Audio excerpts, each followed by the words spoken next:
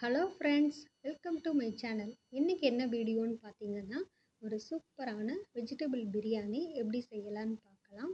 இன்றைக்கி இதை நான் ரைஸ் குக்கரில் தாங்க செய்கிறேன். வாங்க எப்படி செய்யலான்னு பார்க்கலாம்.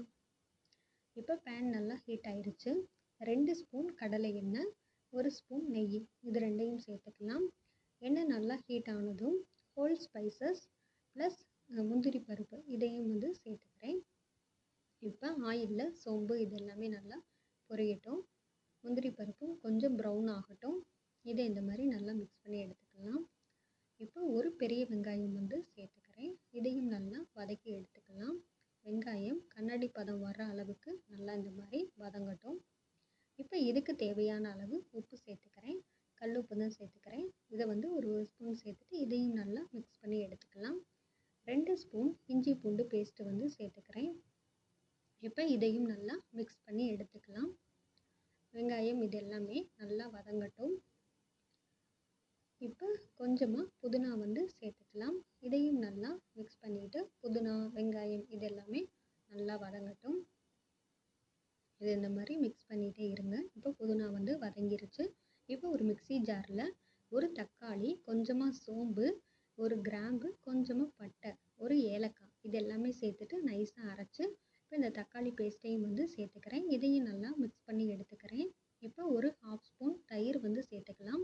இதையும் நல்லா மிக்ஸ் பண்ணி எடுத்துக்கலாம். இப்போ இது எல்லாமே நல்லா வதங்கட்டும். வெங்காயம், தக்காளி, புதினா இது எல்லாமே நல்லா வதங்கட்டும். இப்போ மசாலா பொருட்கள் சேர்த்துக்கலாம். மஞ்சள் தூள் ஒரு 1/4 ஸ்பூன் சேர்த்துக்கிறேன். மிளகாத்தூள் காரத்துக்கு ஏற்ற மாதிரி சேர்த்துக்கோங்க. நான் ஒரு 1/2 ஸ்பூன் சேர்த்துக்கிறேன். கரம் மசாலா ஒரு 1/2 ஸ்பூனு, கொஞ்சமாக சிக்கன் மசாலா ஒரு 1/2 ஸ்பூனு அதையும் சேர்த்துக்கலாம். சேர்த்துட்டு இதெல்லாமே நல்லா மிக்ஸ் பண்ணி விட்டுக்கலாம். மசாலா இந்த வெங்காயம் தக்காளி இதோட நல்லா ஸ்ப்ரெட் ஆகட்டும். இப்போ இந்த மசாலாவில் இருந்து ஆயில் பிரிஞ்சு வர வரைக்கும் நல்லா வதக்கி விட்டுக்கலாம். இப்போ ஆயில் பிரிஞ்சு வந்துருச்சு. இப்போ வெஜிடபிள்ஸ் எல்லாத்தையும் நம்ம சேர்த்துக்கலாம். நான் பட்டாணி, கேரட், பீன்ஸு, காலிஃப்ளவர், ஒரு 2 காளான் இதெல்லாமே சேர்த்துக்கிறேன். இப்போ இதெல்லாத்தையும் மிக்ஸ் பண்ணி எடுத்துக்கலாம். இந்த மசாலாவோட இந்த காய் எல்லாமே நல்லா ஸ்ப்ரெட் ஆகட்டும். இப்போ இந்த அளவுக்கு நல்லா மிக்ஸ் பண்ணி எடுத்துக்கலாம். இன்றைக்கி நான் பாஸ்மதி அரிசி தான் எடுத்திருக்கேன். அது 1.5 டம்ளர் அளவு எடுத்திருக்கேன். அதை ஒரு 3 தடவை நல்லா வாஷ் பண்ணிவிட்டு ஒரு 20 நிமிஷம் ஊற வச்சுட்டு இப்போ இதையும் சேர்த்துக்கலாம். இப்போ இந்த காயோடு மசாலாவோட இதையும் நல்லா மிக்ஸ் பண்ணி எடுத்துக்கிறேன். இப்போ இந்த 1.5 டம்ளர் அரிசிக்கு 1 டம்ளர் தண்ணி எக்ஸ்ட்ரா நான் சேர்த்துக்கிறேன். ஒரு 2.5 டம்ளர் அளவுக்கு ஊற்றிக்கிறேன்.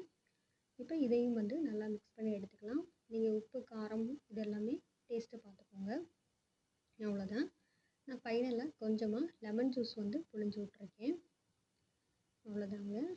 இதை இப்போ நம்ம மூடி போட்டுட்டு ஒரு 20 நிமிஷம் ஆகும் சாப்பாடு ரெடியாக. அவ்வளோதான். ஒரு சூப்பரான வெஜிடபிள் பிரியாணி ரெடி ஆயிடுச்சு. இப்போ இது ஒரு 10 மினிட்ஸ் அப்படியே அந்த வார்ம்லேயே விட்டுருவோம். வார்ம்லேயே விட்டுட்டோம் அப்படின்னா இந்த மாதிரி ட்ரை ஆயிரும்.